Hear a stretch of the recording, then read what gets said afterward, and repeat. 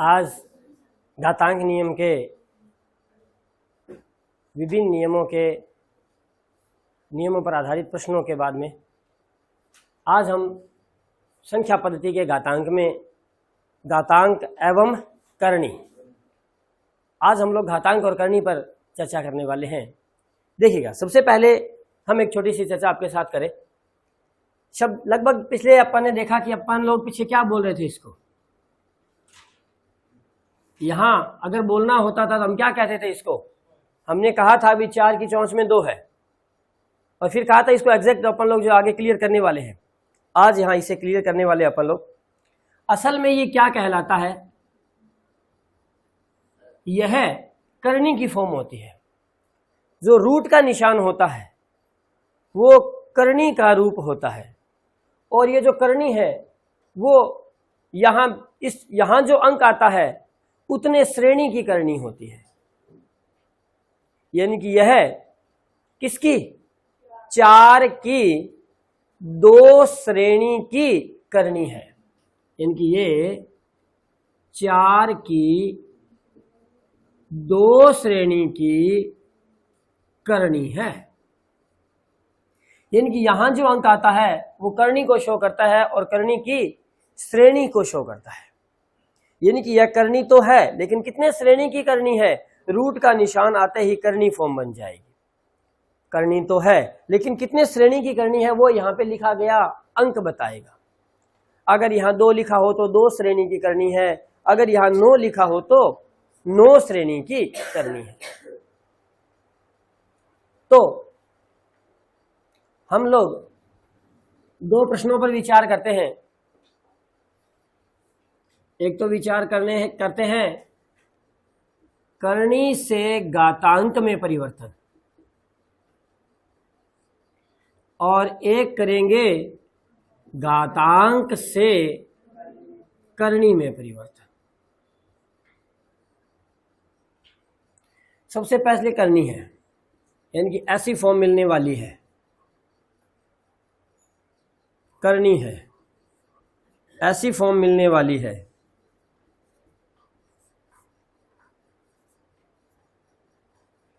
ऐसी फॉर्म मिलने वाली है। यह क्या हुई, करनी। अब यह कितने श्रेणी की करनी है, 7 श्रेणी की करनी है। 3 की 4 श्रेणी की करनी, 13 की 5 श्रेणी की करनी, 21 की 9 श्रेणी की करनी। हमें इसे किस में बदलना है, घातांक में। तो जरा ध्यान दें, घातांक में बदलने के लिए हमने एक रूल सीखा था, याद करें। अगर यहाँ पे a था, यहाँ पे n था, तो वो a की पावर 1/n बन जाता था। यानी कि यहाँ जो भी अंक होगा, यहाँ जो भी डिजिट होगा वो पावर में तो जाएगा, घातांक में तो जाएगा, लेकिन घातांक में किसके जाएगा, 1 के बट्टा में जाएगा। जैसे कि ये लिखा जाएगा 5 की पावर 3 की पावर 13 की पावर 1/5, 21 की पावर 1/9। ये था हमारा क्या, करनी रूप, और ये हो गया हमारा घातांक रूप। यानी कि करनी से घातांक में हमने इसे परिवर्तित कर दिया।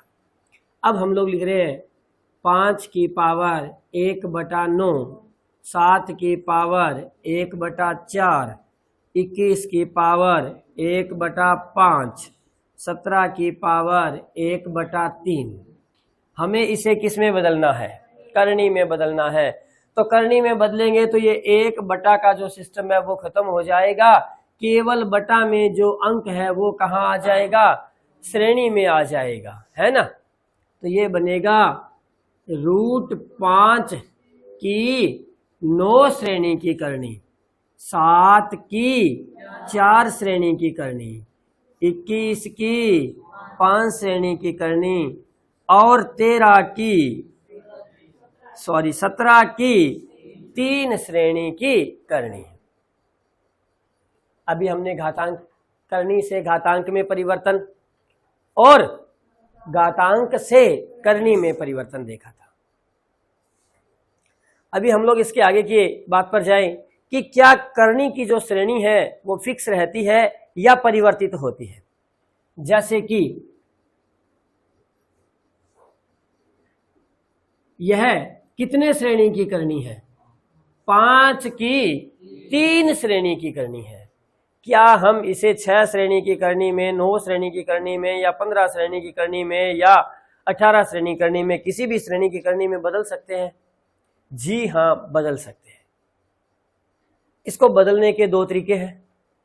एक तो पहले उसे घातांक में बदलें, घातांक को क्लियर करें और फिर उसे वापस करनी में बदलें।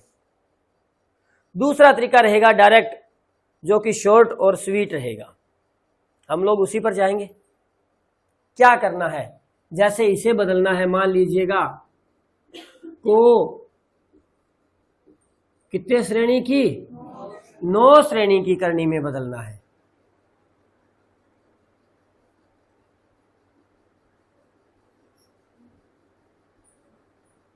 को 15 श्रेणी की करनी में बदलना है। को 10 श्रेणी की करनी में बदलना है। चेंज करवा ली श्रेणी हमसे। तो देखिएगा बहुत ही शॉर्ट और स्वीट तरीके से अपन लोग करने वाले हैं इसको।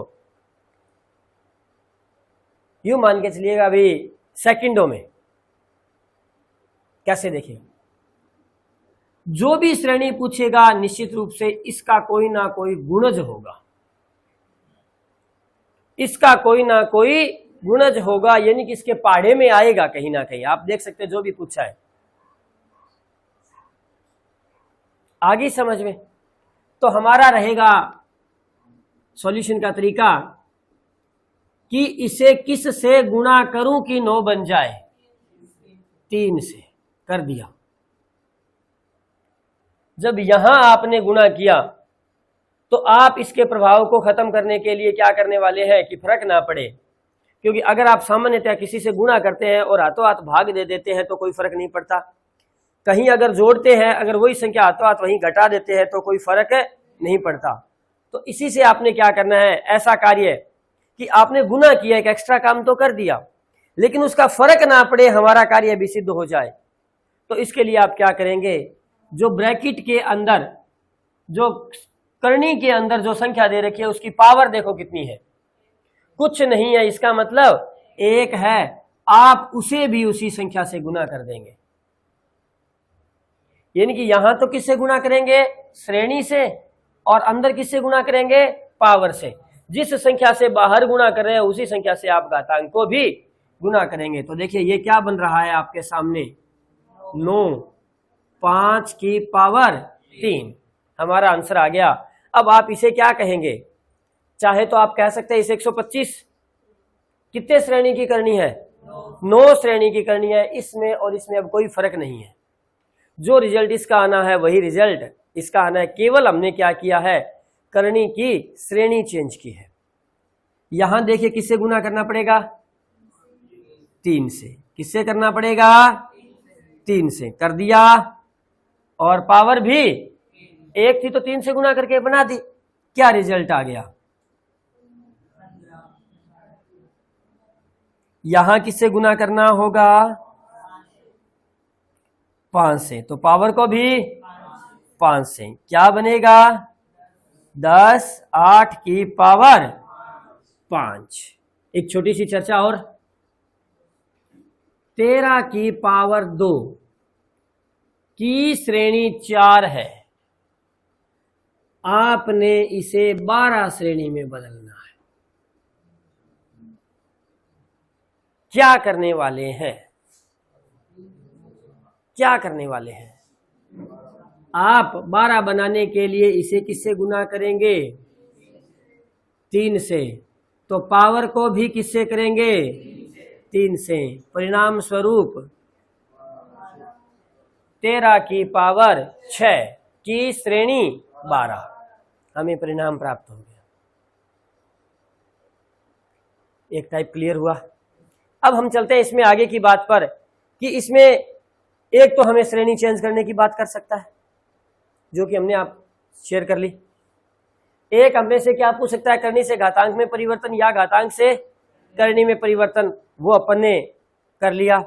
तीसरा टाइप जो इसमें बनता है वो बनता है कि हमसे आरोही क्रम या अवरोही क्रम में इसे व्यवस्थित करवा सकता है। किसको? कोई एक इस तरह से श्रेणी का प्रश्न देगा तो नो डाउट जब आरोही या अवरोही में परिवर्तित करवाएगा तो एक तो देने से रहा। इस तरह की श्रेणी की जो करनी वाले सवाल होंगे वो कितने कंपोनेंट देगा हमें? कम से कम 3 या 4 कंपोनेंट देगा और कहेगा इसे या तो किसमें चेंज करो, आरोही में बदलो, या कहेगा अवरोही में बदलो। तो चलते हैं हम लोग उस पर कि इसे आरोही या अवरोही में कैसे चेंज किया जाता है।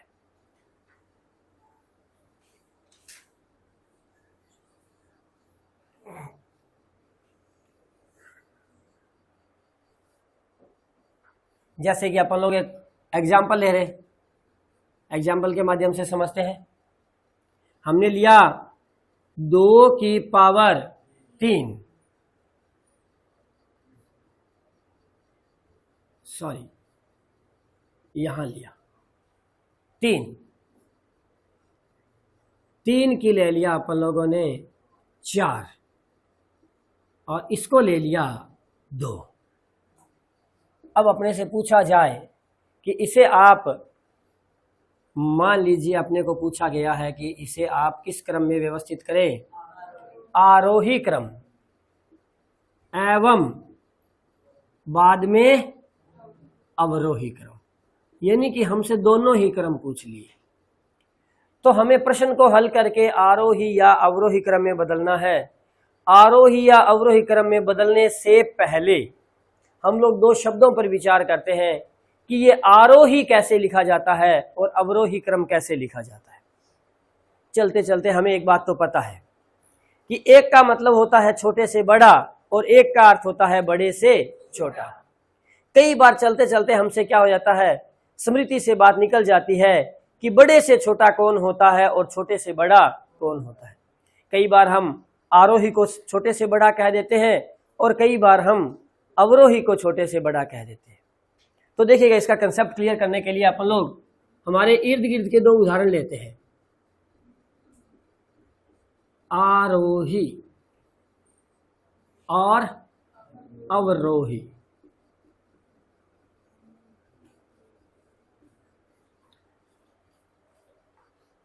देखिए 2 उदाहरण लेंगे हम।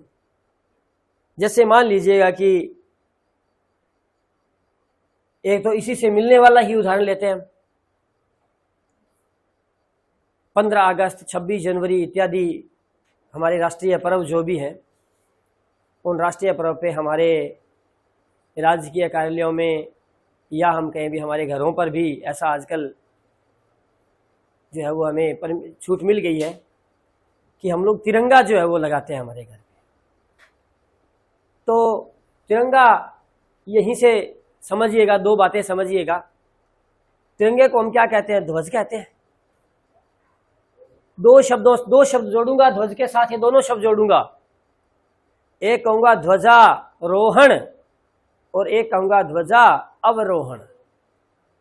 2 शब्द आते हैं, यानी कि जब हम लोग झंडा ध्वज जो है वो लगाते हैं या हमारा झंडा जो है वो ऊपर इस तरह से जाता है, तब हम कहते हैं ध्वजारोहण कर रहे हैं। और जब शाम को 5 बजे जब झंडे को वापस नीचे लाया जाता है, तब कहते हैं ध्वजा अवरोहण किया जा रहा है। तो आरोहण और अवरोहण। आरोहण में क्या हुआ, हमारा ध्वज जो था वो नीचे से ऊपर की ओर गया और अवरोहण में ऊपर से नीचे की ओर आया। तो आरोहण नीचे से ऊपर। पर्वतारोही शब्द सुना है। पर्वतारोही में क्या होता है, पर्वत पर आरोहण करने वाले, यानी कि पर्वत पर चढ़ने वाले जो होंगे वो क्या कहलाएंगे? पर्वतारोही कहलाते हैं। और कौन से होते हैं पर्वतारोही? जो पहले निचले पायदान पर होते हैं और बाद में ऊपर जाते हैं। अब हम लोग हमारे यहाँ के दैनिक दिनचर्या के एक उदाहरण से समझते हैं। इसमें देखिए कितने शब्द बने हैं, देखिए कितने वर्ण हैं। ये देखिए 1 2 3 आ रो ही, कितने हैं? 3। तीन शब्दों से मिलकर एक शब्द और बनता है, तीन अक्षरों से, इनसे चढ़ना। अब आप मान लीजिए मकान पर चढ़ रहे हैं, ठीक है, तो सबसे पहले ऊपर वाले पायदान पर होंगे और चढ़ते चढ़ते चढ़ते चढ़ते और सबसे निचले पायदान पर आ जाएंगे। ऐसा ही होगा क्या? जी नहीं, ऐसा नहीं होगा।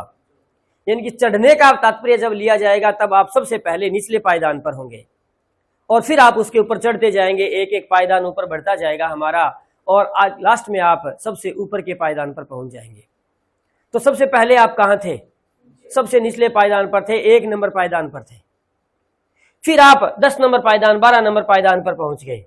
तो क्या हुआ? हमने धीरे धीरे बढ़ा है। तो जब सबसे छोटे से सबसे बड़े की ओर जाएं तो क्या कहलाएगा? आरोही कहलाएगा। इसके विपरीत उतरना।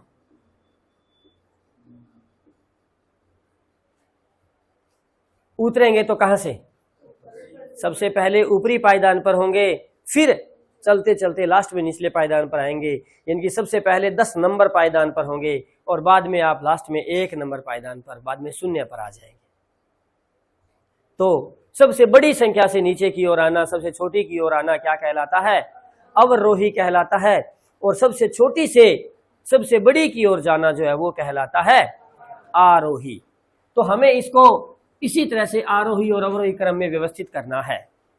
तो देखिएगा, आरोही और अवरोही क्रम में व्यवस्थित करने का तरीका क्या है? एक ही तरीका है और बहुत ही सिंपल सा तरीका है कि इसकी जो श्रेणी है तीनों की वो समान कर दी जाए। क्यों कर दी जाए? जरा देखिएगा, हम एक प्रश्न पूछ रहे हैं आपसे उदाहरण में।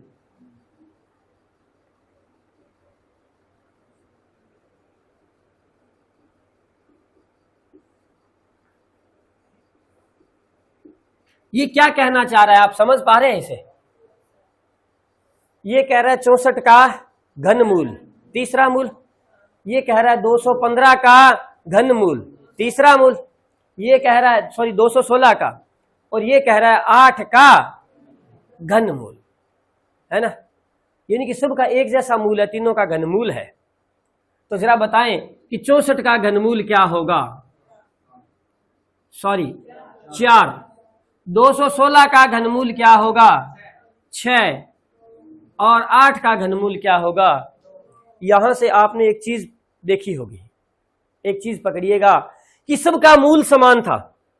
चाहे मूल तीसरा हो, चाहे मूल दूसरा हो, चाहे मूल 10वां हो, कोई फर्क नहीं पड़ता इस चीज का। तो जो बड़ी संख्या है उसका जो मूल आया है वो बड़ा आया है, और जो छोटी संख्या है उसका मूल आया है वो छोटा है। देख सकते हैं 8 का घनमूल 2, लेकिन 216 का घनमूल 6।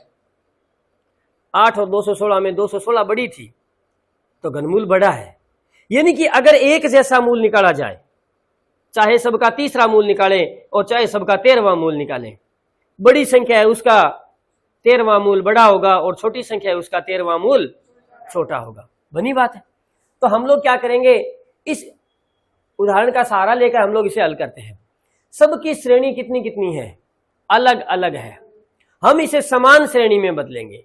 समान श्रेणी का मतलब देखिए कि कौन सा ऐसा है जो एक दूसरे में कन्वर्ट हो सकता है।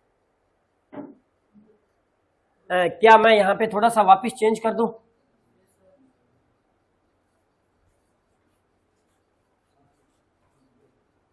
चेंज करना चाहिए मुझे, ये ठीक रहेगा आपके लिए, बढ़िया समझ में आएगी कोई बात। तो किसमें परिवर्तित हो सकते हैं? 3 में। ये 3 में बदल जाएगा। तो अर्थात हमें इसका एलसीएम लेना होगा। यानी कि ऐसी संख्या देखो जिसमें इसको इसको और इसको सबको बदल सकूं, तो वो क्या हो जाएगा? 12। यानी कि हमें सारे प्रश्न को 12 श्रेणी की करनी में बदलना है। 12 श्रेणी की करनी में बदलना है। तो देखो भाई, इसे 12 श्रेणी की करनी में बदलने के लिए क्या करना होगा? इसको 3 है, 4 से गुना तो पावर 4। इसे बदलने के लिए तो पावर 3। इसे 12 में बदलने के लिए 4 से गुना तो पावर 4। ये देखिएगा 12, 2 की पावर 4 16, 12, 3 की पावर 3 27, 12 और 4 की पावर 4 256। अब देखिएगा सबकी कौन सी मूल लेना है, हमें 12वां मूल लेना है। तो छोटी संख्या का 12वां मूल छोटा और बड़ी संख्या का 12वां मूल बड़ा। तो सबसे छोटी संख्या कौन सी है इनमें से? 16। ये किससे बनी थी? इससे। तो ये 1 नंबर पर आएगा आरोही में। जब हम लोग इसे आरोही क्रम में लिखेंगे तो ये हमारा आंसर नहीं होगा, ये होगा, क्योंकि ये तो इसको बनाने का एक तरीका था। संख्याएं तो मूल यही थी ना। इससे बड़ा कौन है?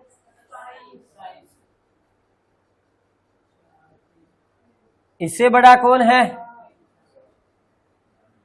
अगर हमें इसे अवरोही में बदलना हो तो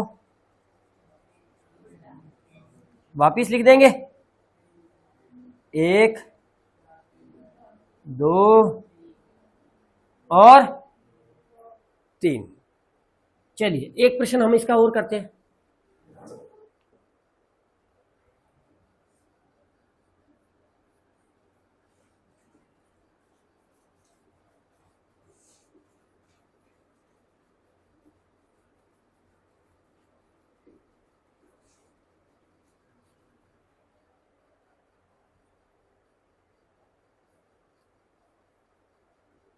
देखिएगा भाई, अब आप देखें कि श्रेणी में कौन कौन है?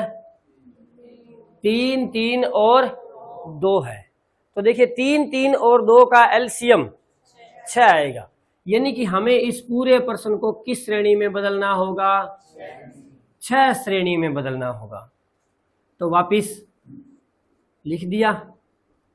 इसको 6 श्रेणी में बदलने के लिए तो पावर, इसको 6 श्रेणी में बदलने के लिए तो पावर को भी, और इसे 6 श्रेणी में बदलने के लिए 2 से तो पावर में भी 2। अगर पहले से कोई संख्या पावर में पड़ी है तो उसके साथ है गुणा कर देंगे। देखिएगा भाई, सेकंड लास्ट लाइन आ गई हमारी। 5 की पावर 3 125, 2 की पावर 2 4 और 3 की पावर 2 9। सबसे अगर हमसे पूछा जाए आरोही क्रम, हम आरोही की चर्चा कर रहे हैं, हमें पूछा जाए आरोही क्रम में व्यवस्थित करो, तो देखिए सबसे, क्योंकि सबका कौन सा मूल लेना है? छठा मूल लेना है, इसलिए छोटी संख्या का छठा मूल छोटा और बड़ी संख्या का छठा मूल बड़ा। तो आरोही क्रम में सबसे पहले सबसे छोटी संख्या लेनी होती है। तो बताइए सबसे छोटी संख्या किससे मिलेगी? इससे मिलेगी, और ये किसका है? इसका है। 1 नंबर पर आ गया। फिर 2 नंबर पर ये वाला आएगा, और लास्ट में 3 नंबर पर ये वाला आएगा।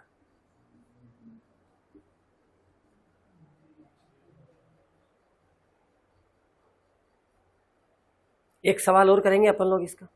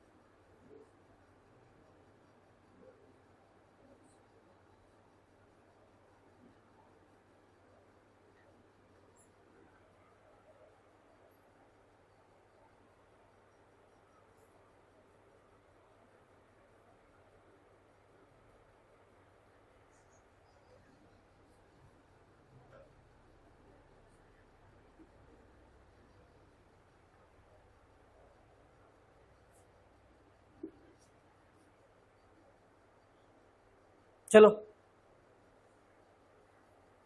यहां क्या क्या है? 3, 3 और 4।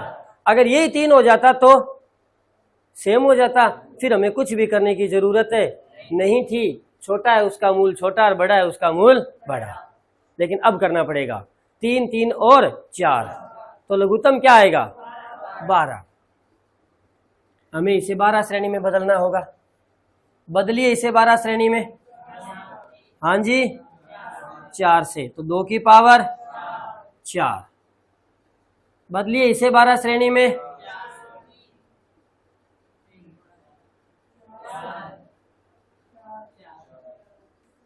बदलिए 12 श्रेणी में, तो देखिएगा 2 की पावर 4 कितने श्रेणी 12 श्रेणी। 4 की पावर 4 कितनी श्रेणी 3 की पावर 3 कितनी श्रेणी 1 नंबर पर।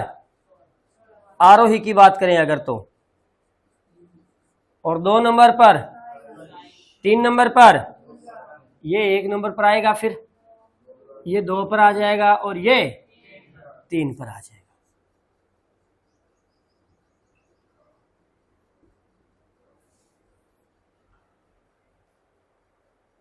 चलिएगा भाई,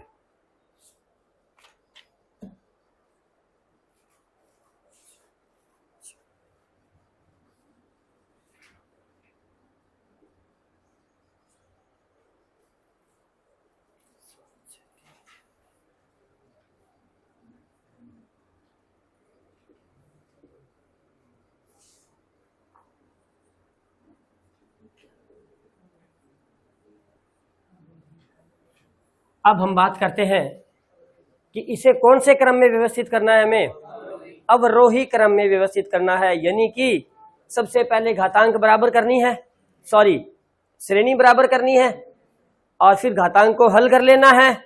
अब जो बड़ा होगा उससे बड़ा मान और छोटा होगा उससे छोटा।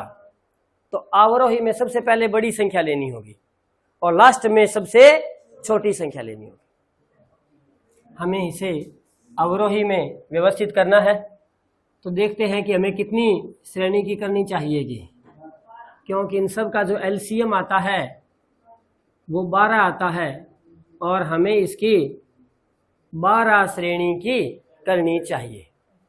तो इसे 12 में बदलने के लिए 3 से गुणा तो पावर भी, इसे 12 में बदलने के लिए तो पावर भी, और इसे 12 में बदलने के लिए तो पावर भी 4। ये देखिएगा 12 की पावर 3, सॉरी 5 की पावर 3 125, 7 की पावर 2 49 और 3 की पावर 4 81। हमें कौन सा क्रम चाहिए था अवरोही। अवरोही में सबसे पहले सबसे बड़ी संख्या जो कि ये है, उसके बाद ये, लास्ट में ये।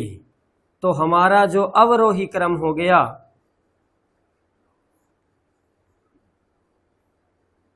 वो रहेगा, बताइएगा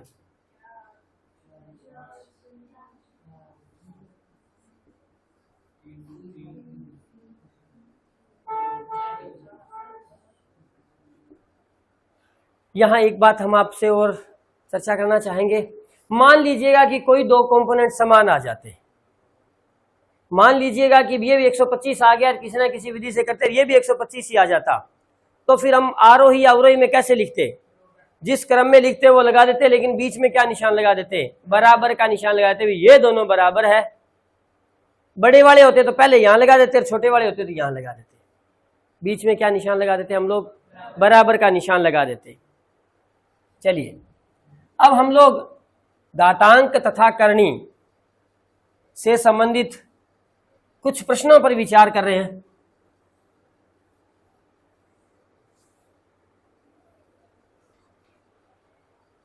देखिएगा इसमें हम लोग सबसे पहले एक सामान्य से प्रश्न को देख रहे हैं, और वो है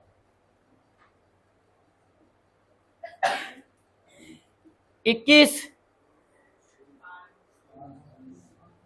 और की पावर 2।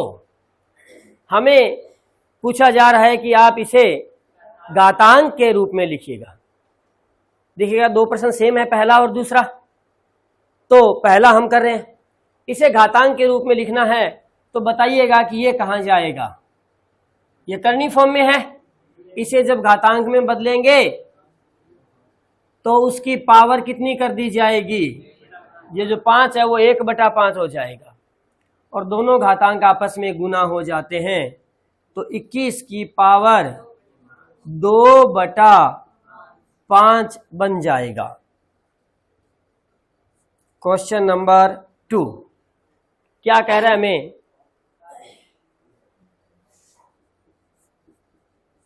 की पावर 4 दे रखी है, तो निश्चित रूप से इसे घातांक में बदलना है, यानी कि इसे भी हमें किस में बदलना था, घातांक रूप में, और इसे भी किस में चेंज करना है, घातांक रूप में।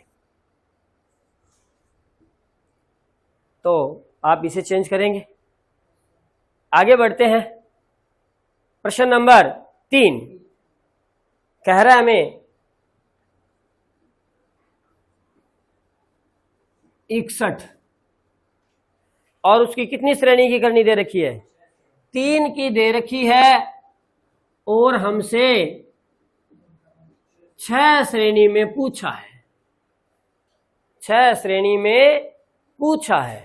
तो बताइए इसे 6 की श्रेणी में बदलने के लिए हमें क्या करना होगा, 2 से गुना करेंगे, तो पावर को भी 2 से गुना करेंगे, यानी कि हमें मिलेगा 61 की पावर 2, और कितने श्रेणी की करनी हो जाएगी, 6 श्रेणी की, क्योंकि इसे 6 में बदलना है तो 2 से गुना करेंगे। वही 2 से गुना किससे करना होता है, पावर में, चाहे तो डायरेक्ट गुना कर दें और चाहे 1 लिख कर गुना कर दें, बात एक ही रहेगी। देखिए क्वेश्चन नंबर 4 कह रहा है कि 54 2 श्रेणी की करनी है और डिमांड की गई है 10 श्रेणी की। तो शायद आप इसे बता सकते हैं आराम से। 54 2 को 10 में बदलने के लिए तो पावर भी कुछ नहीं थी तो हमने 5 लगा दी, 1 लगा के 5 से भी गुणा कर सकते और नहीं है तो भी इसी डायरेक्ट भी, क्योंकि 1 को अगर 5 से आप गुणा करते हैं तो हमें परिणाम 5 ही मिलेगा। तो हमारा आंसर क्या आ जाएगा, 54 की पावर 5, और कितने श्रेणी की करनी हो जाएगी, 10 श्रेणी की करनी हो जाएगी। क्वेश्चन नंबर 5 की चर्चा करते हैं। 33 4 श्रेणी की करनी है और हमने से कितने श्रेणी की पूछी है, 12 श्रेणी की करनी पूछी है। तो हम लोग इसे किससे गुना करने वाले हैं, 3 से। कर सकते हैं आराम से। चलिएगा भाई, क्वेश्चन नंबर 6 क्या है हमारे पास, 13 3 श्रेणी की करनी है, स्क्वायर में 2 है, 13 3 श्रेणी की करनी, स्क्वायर में 2, और इसे कितनी श्रेणी में पूछा है, 9 श्रेणी में पूछा है। तो वही काम हम करने वाले हैं, चाहे पावर यहां लगाए चाहे पावर यहां लगाए, कोई फर्क है नहीं पड़ना। बोलिए किससे गुना किया जाए, तो पावर को भी, तो हमारे पास परिणाम 13 की पावर 6 और कितने श्रेणी की, सॉरी 9 श्रेणी की करनी हो जाएगी। क्वेश्चन नंबर 7 28 4 श्रेणी की करनी है और 20 श्रेणी में पूछा है। तो बताइए किससे गुना करना होगा हमें, 5 से, क्योंकि 4 है और इसे 20 में बदलना है तो हमें 5 से गुना करना होगा। तो 28 की पावर भी 5, पहले से 4 थी तो गुणा 5 कर देंगे, हमें क्या मिलने वाला है 20 28 की पावर 20। क्वेश्चन नंबर 8 वही सवाल है 7 नंबर की तरह, लेकिन इसमें आगे क्या पूछा है आपसे, मान पूछा है। तो मान पूछने का मतलब हम लोग यहां तक तो इसे हल करने ही वाले हैं, यानी कि हमें यह सवाल दिया गया है, हमें पहले कह रहा है कि 20 श्रेणी में बदलो और बाद में इसका मान ज्ञात करो। तो देखिए 20 में बदलने के लिए हमें इसको किससे गुना करना होगा, 5 से, पावर को भी कर दिया 20 28। अब जो हमने अगला नया काम करना है वो करना होगा, और वो क्या होगा, देखिएगा मान ज्ञात करना है। मान ज्ञात करने का मतलब होगा कि हमें करनी को हटाना होगा। करनी को हटाना है तो ये जो 20 है वो कहाँ जाएगा, घातांक में जाएगा, लेकिन 1 के बटा में जाएगा। तो देखिएगा 28 की पावर 20 की पावर 1/20, घातांक आपस में क्या हो जाते हैं, गुणा, तो कैंसिल आउट हो जाएगा और हमारे पास बचेगा 28 की पावर, यानी कि इसका जो मान हमें मिलने वाला है वो हमें कितना मिलने वाला है, 28 मिलने वाला है। बताइएगा, यहां तक ये बात क्लियर हुई। इसी के साथ हमारा घातांक और घातांक एवं करणी नाम का जो आर्टिकल है वो कंप्लीट हो जाता है। अब हम अगला आर्टिकल शुरू करते हैं।